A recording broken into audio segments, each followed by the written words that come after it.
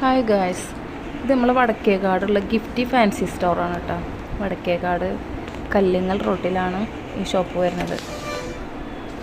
നമ്മളെ ഫേമസ് ബേക്കറിയുടെ അതുപോലെ തന്നെ ഗ്രാൻഡ് ബസാറിൻ്റെ തൊട്ടടുത്താണ് ഈ ഷോപ്പുള്ളത്.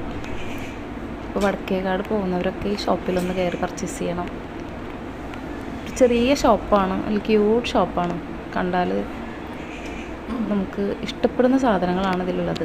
നമുക്ക് പർച്ചേസ് ചെയ്യാനുള്ള എല്ലാ ഐറ്റംസും ഇവിടെ ഉണ്ട്.